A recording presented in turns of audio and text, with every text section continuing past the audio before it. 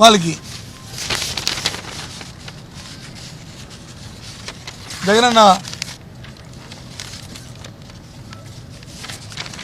చేసిన పని వైఎస్ఆర్ నేతన్న వస్తుంది. నేతన్న నేస్తం పథకాన్ని మేము పెట్టాం.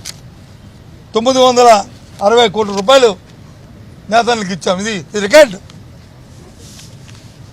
నిండు సభలో 200 కోట్లు ఇచ్చామని చెప్తారండి. ఎంత సత్యుత్తరమైన మాట్లాడండి. మేము పెట్టాలి ప్రివిలేజ్, దాని మీద మేము అడగాలి ప్రివిలేజ్.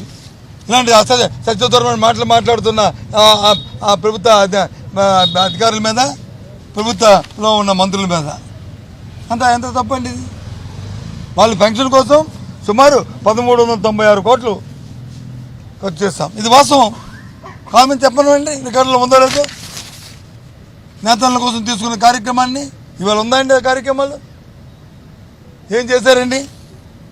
ఏమేనంటే మేము వచ్చి ఆపుకొని వచ్చి పెంచాము, తెలంగాణతో ఒప్పందాలు పడ్డాము, వాళ్ళకి వచ్చి మా సొంత లాభం కోసం వచ్చి వాళ్ళతో లాలుచి పడ్డామని ఇక్కడ నేతల్ని నెట్టండి వాళ్ళు ముంచింది కాదండి ఈ 9 నెలల కాలంలో ఈ ప్రభుత్వం.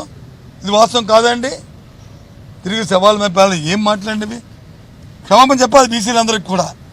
ఈ ప్రభుత్వంలో ఉన్న నేతలు ఇది చాలా తప్పు. ఇది